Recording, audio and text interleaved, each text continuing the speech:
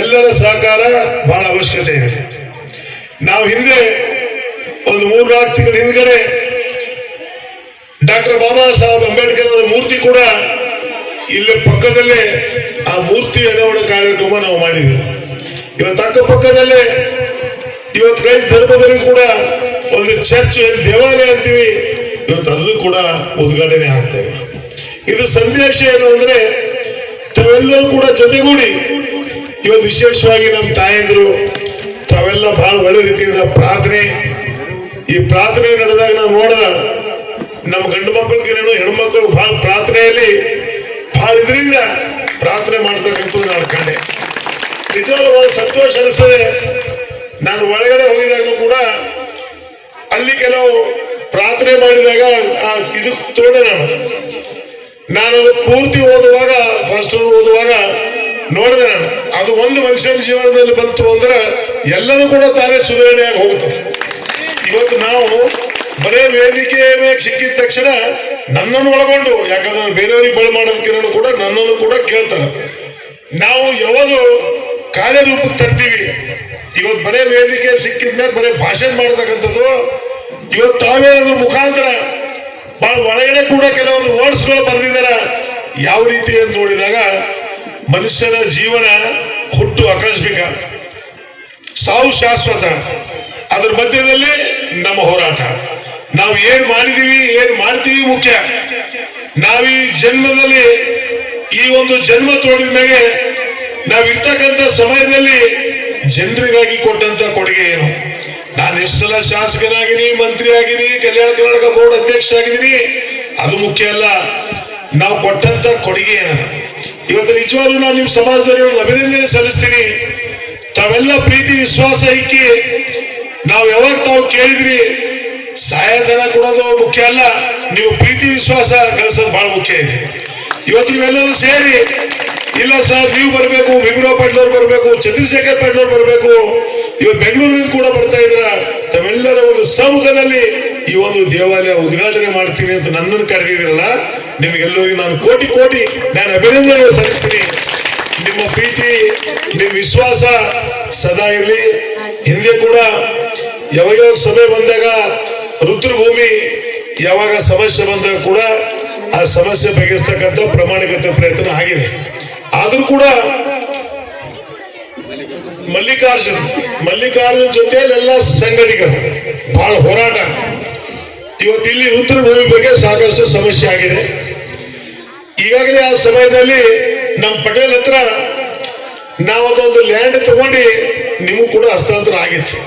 ಅದು ಈಗೇನೋ forest department ಅಥವಾ ನಾಲಿನೋ ಅದು ಏನೇನೋ ಬರ್ತಾ ಇದೆ ಅಂತ ತಮ್ಮ ಗೋಳು, ತಮ್ಮ ಕೂಗಿದೆ. ನಾನು ಇವತ್ತು ಈ ವೇದಿಕೆ ಮುಖಾಂತರ ಹೇಳ್ತೀನಿ, ಮನುಷ್ಯ ಇರತ್ತಾನೆ ಎಷ್ಟೇ ಕಷ್ಟ ಆದ್ರೂ ಕೂಡ ಆ ಸತ್ನಾಗಲ್ಲ ಅವ್ರಿಗೆ ಶಾಂತಿ ಸಿಗ್ಬೇಕಲ್ಲ. ಅಲ್ಲಿ ಕೂಡ ಶಾಂತಿ ಸಿಕ್ಕಿಲ್ಲ ಅಂದ್ರೆ ಪಾಪ ಅವ್ರು ಎಲ್ಲಿ ಹೋಗ್ಬೇಕು? ಯಾಕಂದ್ರೆ ಇರುವಾಗ ಎರಡೋ ಕಷ್ಟಗಳು ಮನುಷ್ಯನ ಜೀವನದಲ್ಲಿ, ಸುಖ ದುಃಖ ನಾವೆಲ್ಲರೂ ಕೂಡ ಮಾಡ್ಬೇಕಾಗ್ತದೆ. ಅಟ್ಲೀಸ್ಟ್ ಆ ದೇವ್ರ ಕರೆದಾಗ ಅಲ್ಲಿ ಹೋಗಿದಾಗ ಅಲ್ಲಾದ್ರೂ ಕೂಡ ಶಾಂತಿ ಸಿಗ್ಬೇಕು. ಇವತ್ತೇನ್ ತಮ್ಮ ಅನಿಸಿಕೆ ಇದೆ, ತಮ್ಮ ಬೇಡಿಕೆ ಇದೆ, ನಾನು ವೈಯಕ್ತಿಕವಾಗಿ ಕೂಡ ಸಹಾಯ ಮಾಡಿದ್ದೀನಿ, ತಮ್ಮ ಗುರುತಿದೆ.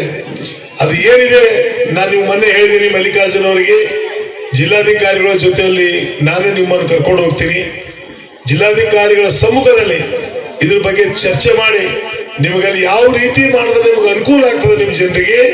ನಿಜವಾಗ್ಲೂ ಇವತ್ತು ಕರೆದಿದ್ದೀನಿ ಅಂತ ನಾನು ಹೇಳ್ತಾ ಇಲ್ಲ, ನಾನು ಯಾವಾಗ್ಲೂ ಕೂಡ ಬಂದಾಗ ಹೇಳ್ತಾ ಇದ್ದೀನಿ, ಆ ಕಾರ್ಯ ನಾನು ನಿಮಗ ಪ್ರಾಮಾಣಿಕವಾಗಿ ನಾನು ಮಾಡಿಕೊಡ್ತೀನಿ. ಯಾಕಂದ್ರೆ ಅದು ಮಾಡತಕ್ಕಂಥದ್ದು ನಮ್ಮ ಆದಂತ ಕೆಲಸ, ನಮ್ಮ ಕರ್ತವ್ಯ. ಯಾಕಂದ್ರೆ ನಾನು ಹೇಳಿದ್ರ ಮನುಷ್ಯನ ಜೀವನದಲ್ಲಿ ಹುಟ್ಟು ಅನಿವಾರ್ಯ, ಸಾವು ಶಾಶ್ವತ. ಅದ್ರ ಮಧ್ಯದಲ್ಲಿ ನಾವು ಮಾಡಿರ್ತಕ್ಕಂಥ ಕಾರ್ಯ ಏನು? ಇವತ್ತು ನಾವೆಲ್ಲ ದೇವಾಲಯ ಅಂತ ನಾವು ಇವತ್ತೆಲ್ಲ ಓಪನಿಂಗ್ ಮಾಡಿದ್ದೀವಿ. ಇವತ್ತು ಮುಂದೆ ಏನ್ ಆಗ್ಬೇಕಿಲ್ಲಿ? ನೀವೆಲ್ಲ ಪ್ರಾರ್ಥನಾ ಮಾಡ್ಬೇಕು. ಯೇಸು ಸಂದೇಶ ಏನ್ ಕೊಟ್ಟಿದಾರ ತಾವೆಲ್ಲ ನೋಡ್ಬೇಕು. ನಮ್ಮ ಮಕ್ಕಳಿಗೆ ಒಳ್ಳೆ ಗುಣಗಳು ಕಲಿಸ್ಬೇಕು. ಇವತ್ತು ಹೇಗಿದೆ ಶಿಕ್ಷಣ ಮತ್ತು ಸಂಸ್ಕಾರ ಇವೆರಡೂ ಕೂಡ ಜೊತೆಲಿ ಬೇಕು. ನೀವೇನು ಶಿಕ್ಷಣ ಕೊಟ್ರಿ ಅಲ್ಲಿ ಸಂಸ್ಕಾರ ಇದ್ದಿಲ್ಲ ಅಂದ್ರೆ ಅದು ಏನೂ ಆಗೋದಿಲ್ಲ. ಶಿಕ್ಷಣ ಮತ್ತು ಸಂಸ್ಕಾರ. ಇವತ್ತು ನಾನು ನೋಡಿದೀನಿ, ತಾವು ತಾಯಂದ್ರು ತಾವು ಪ್ರೇಯರ್ ಮಾಡುವಾಗ ತಾವು ಬಹಳ ಭಕ್ತಿ ಶ್ರದ್ಧೆಯಿಂದ ತಾವು ಪ್ರಾರ್ಥನೆ ಮಾಡಿದ್ರು. ಅದೇ ರೀತಿ ಆ ಮಕ್ಕಳ ಭವಿಷ್ಯ ನಿರ್ಮಾಣ ಮಾಡತಕ್ಕಂಥ ಕೆಲಸ ಕೂಡ ನೀವು ಮಾಡಿ. ಇವತ್ತಿನ ದಿನದಲ್ಲೂ ನೋಡ್ತಾ ಇದೀವಿ, ಹಿಂದೆ ಇತ್ತು ಏನಪ್ಪಾ ಬರೀ ದೊಡ್ಡವ್ರ ಮಕ್ಕಳೇ ಡಾಕ್ಟರ್, ಇಂಜಿನಿಯರ್, ಬೇರೆ ಬೇರೆ IAS IPS ಆಗ್ಬೇಕು ಅಂತ. ಇವತ್ತಿನ ಕಾಲದಲ್ಲಿ ಎಲ್ಲರ ಮಕ್ಕಳಿಗೆ ಇವತ್ತು ವಿದ್ಯಾಭ್ಯಾಸ ಮಾಡ್ತಕ್ಕಂಥ ಸಿಗ್ತಾ ಇದೆ. ಇವತ್ತು ಕಲ್ಯಾಣ ಕರ್ನಾಟಕ, ಹೈದರಾಬಾದ್ ಕರ್ನಾಟಕ ಆರ್ಟಿಕಲ್ 371 ಏನಾಗಿದೆ, ಸುಮಾರು ವರ್ಷಕ್ಕೆ ನಮ್ಮ ಭಾಗದಲ್ಲಿ ಇರ್ತಕ್ಕಂಥ 7 ಜಿಲ್ಲೆ ಜನರಿಗೆ ಸುಮಾರು 1,000 ಮೆಡಿಕಲ್ ಸೀಟ್ ಸಿಗ್ತಕ್ಕಂಥ ಕೆಲಸ ನಮ್ಮ ಸರ್ಕಾರ ಡಾಕ್ಟರ್ ಮಲ್ಲಿಕಾರ್ಜುನ್ ಖರ್ಗೆ ಅವರ ನೇತೃತ್ವದಲ್ಲಿ ಆರ್ಟಿಕಲ್ 371 ಆಗಿದೆ. ಹಿಂದೆ ಏನಿತ್ತು ಅಂದ್ರೆ ಬರೀ ಬೆಂಗಳೂರು, ಮೈಸೂರು, ಹುಬ್ಳಿ, ಧಾರವಾಡ ಆ ಕಡೆ ಡಾಕ್ಟರ್ಸ್, ಇಂಜಿನಿಯರ್ಸ್ ಎಲ್ಲ ತೋಡಿದಾಗ ಬರೀ ಅವ್ರದಷ್ಟೇ ಬರ್ತಿತ್ತು. ಇವತ್ತು ನೋಡಿದಾಗ ಬಹಳ ಸಂತೋಷ ಅನಿಸ್ತಾ ಇದೆ. ತಾವೆಲ್ಲ ಗುಣಮಟ್ಟದ ಶಿಕ್ಷಣ ಕೊಡಿ, ಅವರಿಗೆ ಒಳ್ಳೆ ಸಂಸ್ಕಾರ ಕೊಡಿ, ಬದುಕು ಹ್ಯಾಂಗ್ ಸಾಗ್ಬೇಕು ಇದೆಲ್ಲ ಒಂದೇ. ವಿಶ್ವಗುರು ಡಾಕ್ಟರ್ ಬಾಬಾ ಸಾಹೇಬ್ ಅಂಬೇಡ್ಕರ್ ಅವರು ಇವತ್ತು ನೋಡಿ, ಅವ್ರು ಎಂತ ಕಷ್ಟ ಕಾಲದಲ್ಲಿ ಕೂಡ ಬೀದಿ ದೀಪದಲ್ಲಿ ಅವರು ಓದಿ ಅನೇಕ ಡಾಕ್ಟರೇಟ್ ಪದವಿ ತಗೊಂಡು ಇವತ್ತು ದೇಶಕ್ಕೆ ಸಂವಿಧಾನ ಬರೆದಿ, ಆ ಸಂವಿಧಾನ ಅಡಿಯಲ್ಲಿ ನಾವು ನೀವು ಎಲ್ಲರೂ ಕೂಡ ನಡೀತಾ ಇದೆ. ಆ ಒಂದು ನೀವೆಲ್ಲರೂ ಕೂಡ ಈ ಶಿಕ್ಷಣವನ್ನು ಮಕ್ಕಳಿಗೆ ಕಲಿಸ್ರಿ ಅಂದ್ರೆ ಬೇರೆ ಏನು ಬೇಕಾಗಿಲ್ಲ, ಆ ಶಿಕ್ಷಣ ಕೊಟ್ರಿ ಅಂದ್ರೆ ಆಟೋಮೆಟಿಕ್ ಎಲ್ಲ ಬರ್ತದೆ ನಿಮ್ಮ ಮನೆಗೆ. ಖರೀದಿಸುವ ಪ್ಲಾನ್ ಇದ್ದೀರಾ?